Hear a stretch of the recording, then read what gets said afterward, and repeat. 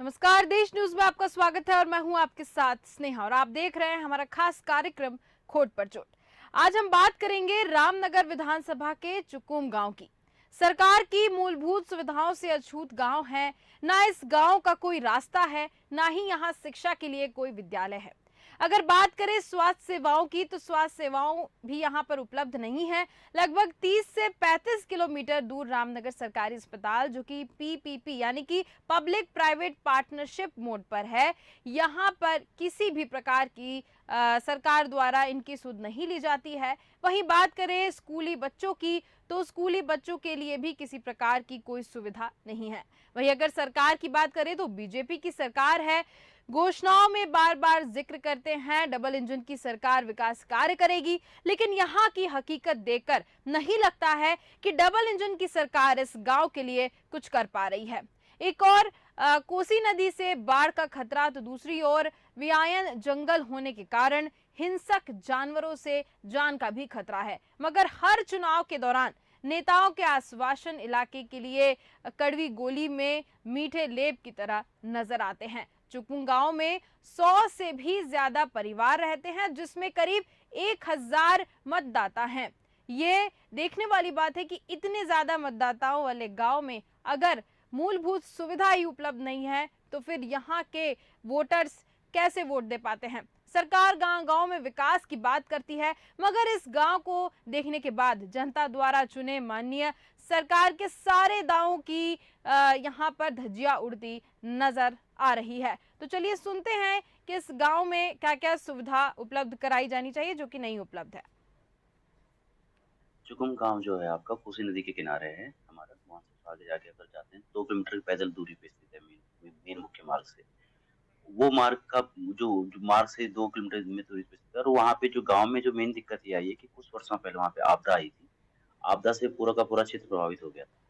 उसके बाद उस क्षेत्र में जो भी लोग रह रहे हैं उनको विस्थापन करने का प्रस्ताव बनाया गया था। अभी वर्तमान में ग्रामवासियों द्वारा सहमति नहीं दी जा रही, जिस कारण से जो विस्थापन की कार्रवाई है वो अभी तक पूरी इसमें हो नहीं पाई। क्योंकि पूरी की पूरी जो भूमि है गाँव की, वो आपदा की श्रेणी में आ चुकी है, यानी कि वो संवेदनशील है और उसमें कभी भी आपदा आ सकती है। इसलिए कोई भी सरकारी योजना वहाँ पे अभी इस कारण से कोई बड़ा विकास कार्य नहीं किया जा रहा है, क्योंकि वो भविष्य में दोबारा बाढ़ की चपेट में आके उसमें नुकसान हो सकता है। और इस पर चर्चा के लिए हमारे साथ भूपेंद्र सिंह पन्नू, ब्यूरो चीफ उत्तराखंड से जुड़ चुके हैं। भूपेंद्र जी, क्या पूरा मामला है, किस तरीके से गांव किन किन सुविधाओं से वंचित नजर आ रहा है, क्या अभी तक कदम उठाए गए हैं? बिल्कुल स्नेहा, मैं आपको बता दूं, जो ये चुकुम गांव है, ये सरकारी जितनी भी सुख सुविधाएं होती हैं उनसे जो ये वंचित है, वो यहाँ तक नहीं पहुंच पा रही है। रोड की समस्या ले लो, या बिजली की समस्या ले लो, पढ़ाई की समस्या ले लो, शिक्षा की समस्या ले लो, और स्वास्थ्य की सबसे बड़ी जो है, यहाँ स्वास्थ्य को लेके और शिक्षा को लेके ये सबसे बड़ा मुद्दा यहाँ का जो है शिक्षा और स्वास्थ्य का। और तीसरा जो मुद्दा बड़ा है वो सड़क का मुद्दा है, क्योंकि जो यहाँ के जो रहने वाले हैं उनको काफी दिक्कतों का सामना करना पड़ा है, और कई तो यहाँ से पलायन करके जा भी चुके हैं। जी स्नेहा जी, ठीक है। तो भूपेंद्र जी, आपके आजू बाजू वहाँ पे लोग नजर आ रहे हैं, लोगों से पूछेगा किस तरीकों की मुसीबत का सामना करना पड़ रहा है, साथ ही ये भी पूछेगा कि अभी तक अगर जो मुसीबत है, ये मुसीबत लेके कहाँ तक पहुंचे हैं इस गाँव के लोग।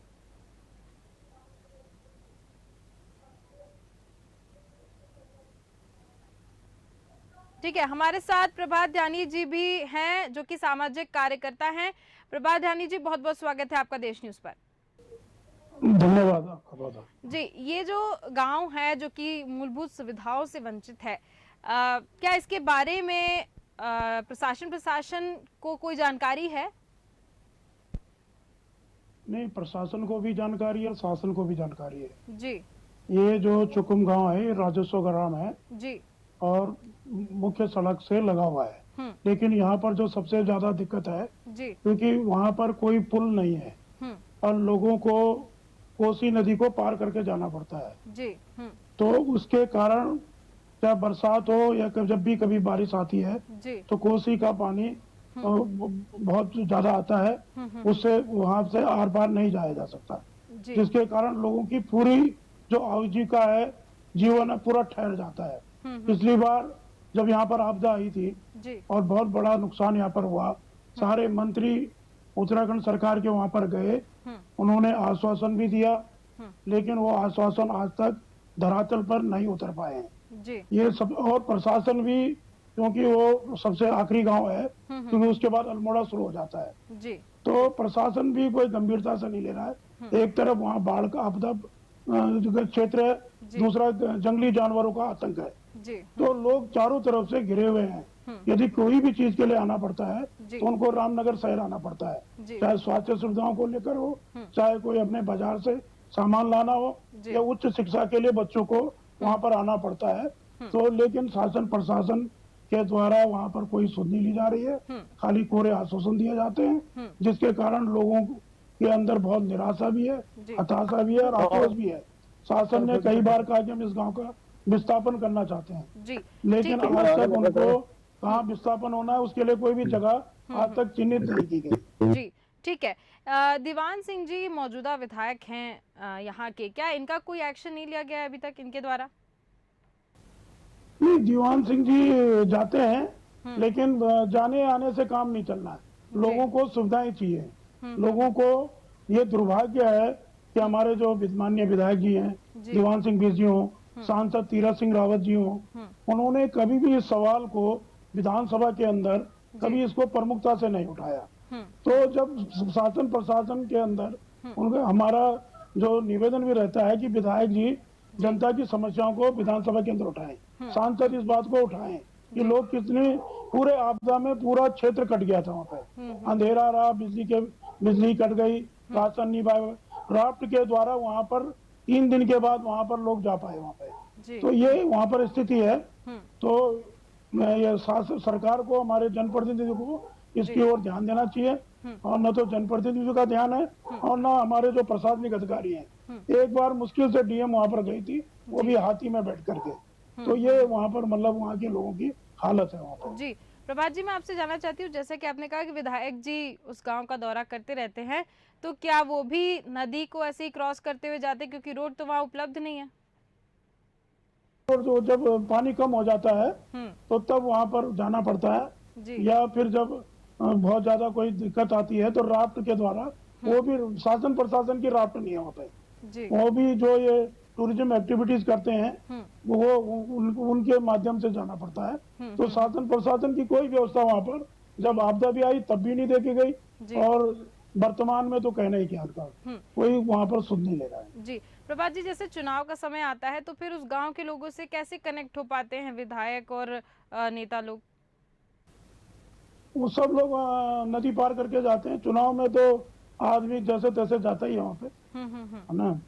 तो चुनाव में तो सब पहुंच जाते हैं, आश्वासन भी मिलते हैं, लेकिन वहाँ पर आप ये लगा लीजिए, पिछली बार क्योंकि जो वहाँ पर मिक्स आबादी है, जो हमारे SC के लोग हैं, उनके तमाम मकान बह गए थे कोसी नदी से।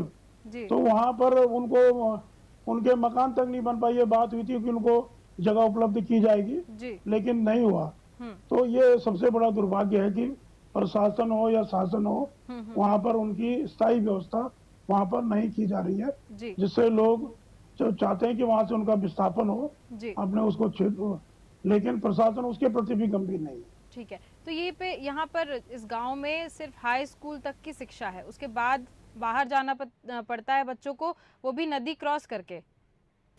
बिल्कुल बिल्कुल, लड़के हैं, लड़कियां हैं, है ना, उनको सबको नदी पार करके यदि उच्च शिक्षा डिग्री कॉलेज में आना है, या किन्हीं को वोकेशनल जो कोर्स है उनको पढ़ने के लिए जाना पड़ता है, तो वो सबको नदी पार करके अपने जीवन को दांव पर लगा करके वहाँ पर जाना पड़ता है।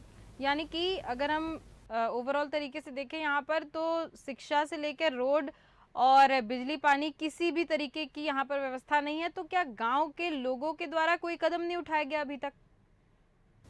नहीं, लोग कदम उठाते हैं, आंदोलन भी करते हैं, विधायक जी के माध्यम से ज्ञापन भी देते हैं, प्रशासन के माध्यम से भी देते हैं, लेकिन वो सब कूड़े के ढेर में चले जा रहे हैं। प्रभात जी, आपने भी आंदोलन किया था इस गांव को लेकर, कहां तक पहुंच पाए थे आप? नहीं, जब आंदोलन होता थोड़ा बहुत प्रशासन हरकत में आता है, लेकिन आश्वासन मिल जाते हैं तो गांव के लोग भी फिर उनकी बातों पर विश्वास कर लेते हैं, जिसके कारण आज वो उनकी हालत बहुत ज्यादा बुरी, बदहाल जिंदगी जी रहे हैं। ठीक है, तो यानी कि आप विधायक तक गए, शासन प्रशासन तक गए अपनी शिकायत लेके, उसके बाद भी समस्या का निराकरण नहीं हुआ? नहीं, कोई निराकरण नहीं हुआ है और तो वो आज भी बदहाल जीवन जीने को मजबूर है। जी, तो आगे के क्या कदम हो सकते हैं, कहाँ तक आप पहुंच सकते हैं, या फिर प्रधानमंत्री तक पहुंचने की कोशिश नहीं की आप लोगों ने, लेटर लिखकर, चिट्ठी लिखकर? नहीं, प्रधानमंत्री को भी जाते हैं हम। हमारा जो कहना है कि जो हमारे सांसद विधायकों का क्या काम है, उनको इसीलिए तो चुनते हैं। नहीं, वो नहीं कि कर भाई रहे हैं तो सांसद हम आगे सीधे बढ़ेंगे ना। नहीं, तो उनके लिए ज्ञापन देते हैं, जो तरीका जी। है ना। लेकिन प्रधानमंत्री के वहां पर भी इतना आसान तो है ही नहीं। वो भी सब कूड़े के, जब उसको हमारे जो जनप्रतिनिधि उसे फॉलो नहीं करेंगे उस मांग को, तो वो तो उनका कोई ध्यान ही नहीं है। जी जी, तो यहाँ पर तो जैसे ये कि बड़ा दुर्भाग्य। जैसे आपने कहा कि प्रधानमंत्री तक अभी नहीं पहुंच पाए हैं, यानी कि अभी कोशिश नहीं की गई है प्रधानमंत्री तक शिकायत करने की? नहीं, प्रधानमंत्री तक भी बात गई है। पिछली बार तो इतनी बड़ी आपदा आई थी यहाँ पे, जी। वहां पर तमाम जो गांव तो नुकसान होता ही है, उनकी तो कोई सुनवाई नहीं है। लेकिन वो कोसी नदी के दूसरी तरफ, मुहान की तरफ को रिजॉर्ट बने हुए बड़े बड़े, अच्छा। जो बड़े बड़े धनाढ्य वर्गों के हैं, जी। जिनकी सीधे पहुंच पीएमओ, विधानसभाओं में जितने मुख्यमंत्री हैं, ये सारे जितने भी सरकार के नुमाइंदे हैं, मंत्री हो, मुख्यमंत्री हो, हाई कोर्ट के जजेज हो, सुप्रीम कोर्ट के जजेज हो, सब उन्हीं रिजॉर्टों में रुकते हैं, वहीं कॉन्फ्रेंसें होती हैं। तो उनकी तो सीधे अप्रोच है। जी। लेकिन उसके बावजूद भी इस बात का कभी संज्ञान नहीं लिया गया। तो बाढ़ के कारण तमाम टूरिस्टों की जान पे सांसद आ गई थी, सैकड़ों गाड़ियां उस मलबे में दब गई थी। तो लेकिन उसके बाद भी पूरे नेशनल स्तर पर ये पूरा मामला आया था, पूरे टीवी चैनलों से लेकर के समाचार पत्रों से लेकर, लेकिन उसके बाद भी कोई संज्ञान नहीं लिया। यानी कि लगातार शिकायत की जा रही है, उसके बाद भी इस धान। अच्छा, गांव के जो प्रधान हैं उनकी क्या प्रतिक्रिया है प्रभात जी? नहीं, प्रधान जी तो कहते हैं, लेकिन दुर्भाग्य है कि जितने भी प्रधान हैं या बीडीसी मेंबर हैं, ये सत्ता से की पार्टियों से जुड़े हुए हैं। तो वो मजबूती से अपनी बात नहीं रख पाते, क्योंकि उनके वो सरकारों से जुड़े हैं, उनके छोटे मोटे काम होते हैं। तो वो और उसमें ज्यादातर वहां पर जो हमारे जनप्रतिनिधि है एससी माइनॉरिटी से हैं, तो वो उतने प्रखरता से अपनी बात को नहीं रख सक पाते हैं, क्योंकि वो उन्हीं पर निर्भर है पूरी तरह, एक प्रकार समझिए, या उन्हीं के कार्यकर्ता हैं। तो विधायक उसके तक मजबूती से वो बात नहीं रख पाते। ठीक है, ठीक है। भूपेन जी भी हमारे साथ जुड़े हुए हैं। भूपेन जी, यहाँ पर प्रभात जी का कहना है कि लगातार शिकायतें कर रहे हैं, यहाँ पर विधायक को शिकायत पत्र दिया गया, विधायक कई बार आए भी, आश्वासन भी दिया गया कि ये सुधर जाएगा, रोड बन जाएगी, पुल बन जाएगा, लेकिन अभी तक बिल्कुल भी कोई भी एक्शन नहीं लिया गया है। बिल्कुल, मैं आपको बताऊं स्नेहा कि रामनगर से तकरीबन 25 किलोमीटर दूर ये चुकुम गांव जो है, ये एक हिसाब से जो ये गांव है, ये दुर्गम जो समस्या से जूझ रहा है। बरसात में कोसी का जो पानी आया था, तो ये गांव जो है बिल्कुल ही सबसे जो है अलग थलग पड़ जाता है। और सबसे बड़ी बात क्या है, जो यहाँ जंगली जानवरों का जो है वो जोखिम जो हर वक्त बना रहता है। अभी कल ही की बात है, यहाँ पे जो है एक बाघ ने जो है एक गाय को मार दिया। और यहाँ की पब्लिक जो है वो उनका ये कहना है कि इस बार जो चुनाव है, हमने गांव के बाहर एक तख्ती लगा देनी है, चुनाव का हमने बहिष्कार करना है। क्योंकि चुनाव के वक्त तो नेता इस गांव का रुख करते हैं, लेकिन चुनाव जब हो जाता है, जब जीत जाते हैं, तो उसके बाद जो है इस गांव को भूल जाते हैं। यहाँ के जो लोग हैं, वासनिक जो है, उनका ये कहना है स्नेहा। बिल्कुल। भूपेन जी, मैं जानना चाहूंगी, जैसे कि आपने बताया कि सड़क नहीं है, ना ही पुल है, नदी क्रॉस करते हुए इस गाँव में जाना पड़ता है, तो क्या जब ये वोट मांगने आते हैं तो भी नदी क्रॉस ही करते हैं या फिर अपनी सुख सुविधाओं के साथ आते हैं? बिल्कुल, मैं आपको बताऊं स्नेहा, यहाँ जब नेता इस गांव में आते हैं तो वो तो अपनी सुख सुविधाओं से लैस होके आते हैं। तो लेकिन परेशानी तो इन गांव वालों के, नेता लोगों को कोई परेशानी नहीं। लेकिन इस बार जो है गांव वाले जो है कड़ा रुख अपना चुके हैं। उनका ये साफ साफ कहना है कि हम जो है इस बार, चाहे वो लोकसभा का चुनाव हो या कोई भी चुनाव हो, विधायक का चुनाव होगा आने वाले में समय में, तो हम जो है सीधा सीधा बहिष्कार करेंगे। और ये इन गांव वालों का यह भी कहना है कि अगर हमारी अगर किसी बात नहीं हो पा रही, अगर हमारी बात हो, तो हम जो हमारे यहाँ के जो सांसद है, हम उनसे बिल्कुल बात रखेंगे कि जो जिस बजट आता है, सांसद निधि से बजट आता है, विधायक निधि से बजट आता है, लेकिन जो बजट आता है वो सिर्फ जो चुनाव के ऊपर ही उसको खर्च किया जाता है, ना कि जनता के बीच में उसका खर्च किया जाता है। ये जनता का यहाँ का कहना है। ठीक है, ठीक है भूपेन जी, एक और सवाल उठे, जैसे कि आपने सांसद निधि और विधायक निधि की बात की, तो यहाँ पर विधायक निधि अगर ऐसा कुछ प्लान नहीं आ रहा है तो विधायक निधि से भी तो यहाँ पर सड़क या फिर पुल बन सकती है। बिल्कुल बन सकता है, लेकिन अगर बनाना चाहे तो क्योंकि देखो अगर यहाँ पुल बनता है तो खर्चा तो आएगा, तो हर बंदा जो है बजट बचा के रखता है चुनाव के लिए। ये इन गाँव वालों का कहना है कि जो नेता है वो चुनाव के लिए जो अपना जो बजट आता है उसको चुनाव के लिए बचा के रखते हैं। चुनाव में जो जिस तरीके से होर्डिंग लगते हैं या और भी खर्चे होते हैं, तो वहाँ जो है उस धन का वहाँ उपयोग करते हैं, ना कि जनता के ऊपर उपयोग करते हैं। यहाँ के जो रहने वाले हैं गाँव वालों का ये कहना है। ठीक है, तो भूपेन जी, यहाँ इस गाँव में लगभग 1000 वोटर्स हैं, तो क्या 1000 वोटर्स इस बार बहिष्कार करेंगे चुनाव का? बिल्कुल स्नेहा, जो गांव वाले उनका ये सख्ती से जो उनका कहना है कि हम जो है बाहर एक बोर्ड लगाएंगे कि जो भी चुनाव में खड़ा होगा उस सख्त हिदायत दी जाएगी कि इस गांव की तरफ अपना रुख ना करे, क्योंकि यहाँ से इस गांव से उम्मीद ना रखे बिल्कुल भी, जो भी चुनाव यहाँ से लड़ रहा है, जब तक यहाँ की जो समस्या है उनका जो समाधान ना हो जाए, जब तक जो है इनको जो है प्रॉपर तरीके से इनका आवाजाही जो है, क्योंकि जब बरसात का मौसम होता है तो ये जो गांव है ये सब संपर्कों से टूट जाता है, क्योंकि कोसी में इतना पानी भर जाता है कि आप जो है तैर के भी नहीं आ सकते, क्योंकि बहाव बहुत तेज होता है। हम भी अभी जब आप पहुंचे हैं इस गांव में स्नेहा, तो हम भी बहुत कठिनाइयों से बहुत मुश्किल से यहाँ तक पहुंचे हैं। और बाकी जो है लगा लो, आप बताओ अंदाजा एक लगा सकते हो कि जिस टाइम बरसात का मौसम होता होगा तो जो ये गाँव वाले हैं कितनी परेशानियों का जो है झेलना पड़ता होगा इनको। बिल्कुल बिल्कुल, मैं जानना चाहूंगी आपसे, जैसे कि आपने गाँव के लोगों से बात की, यहाँ पर हम देवान सिंह बिष्ट से कनेक्ट होने की कोशिश कर रहे थे लेकिन वो कनेक्ट नहीं हो रहे हैं, तो क्या विधायक जो हैं वो वास्तव में अलर्ट हैं कुछ चीजों को लेकर, या फिर एकदम नजरअंदाज करते हैं इन चीजों को? बिल्कुल सुनिए, मैं आपको बताऊं, अगर जन समस्याओं को लेकर विधायक अगर अलर्ट होते तो यहाँ की जो रहने वाले हैं, जो यहाँ की जनता है वो परेशान ना होती और वो उन चुनाव का बहिष्कार नहीं करते। वो जो अगर नेता इनकी समस्याओं को सुनते तो ये उनका आवभगत करते, ना कि उनके खिलाफ बोलते। जी स्नेहा। ठीक है, ठीक है। प्रभात ध्यानी जी, मैं आपके पास आना चाहूंगी। प्रभात जी, यहाँ पर जैसा कि भूपेन जी ने बताया कि विधायक अगर अलर्ट होते तो इतनी समस्या आती नहीं, आपको क्या लगता है कि वास्तव में अगर जिस हिसाब से यहाँ पर सुख सुविधा होनी चाहिए गांव में, बार बार जो है यहाँ पर रिक्वेस्ट करने के बाद भी बिल्कुल भी सल्यूशन इसका नहीं निकल पा रहा है, आपको क्या लगता है कि क्या वास्तव में विधायक जो है वो नज़रअंदाज कर रहे हैं और चुनाव आते से ही क्या इसका निराकरण हो सकता है? नहीं, विधायक जी का जो निराकरण, विधायक जी की कहते हैं, वो जाते भी हैं क्षेत्र में और रखते भी हैं, लेकिन उनकी बात को सुनते ही नहीं है। तो इसके मतलब विधायक की बात को भी सरकार नहीं सुन पा रही है जी। तो ये बड़ी दुर्भाग्य की बात है। लेकिन हम कह रहे हैं कि विधायक जी की बात यदि मुख्यमंत्री नहीं सुन रहे हैं या सरकार नहीं सुन रही है तो उनके पास एक मौका होता है कि विधानसभा के अंदर वो सवाल जवाब करें, बिल्कुल है ना, कि हमारा विधायक कितनी बातें कर रहे हैं।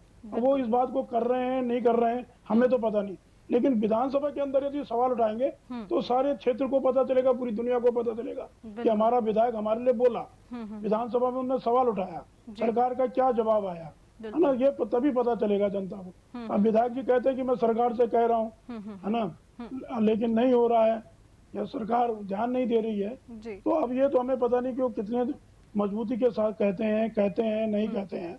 लेकिन हमारा कहना है कि यदि उनके पास विधानसभा सबसे बड़ा जो मंच है वो विधानसभा के अंदर है, जहाँ जनता के सवालों को प्रमुखता के साथ उठाया जाता है। और ये उम्मीद भी रखते हैं, आशा भी रखते हैं कि हमारे विधायक जी, हमारे सांसद जनता की बात को विधानसभा के अंदर, संसद के अंदर, लोकसभा के अंदर, राज्यसभा के अंदर प्रमुखता से उठाएं।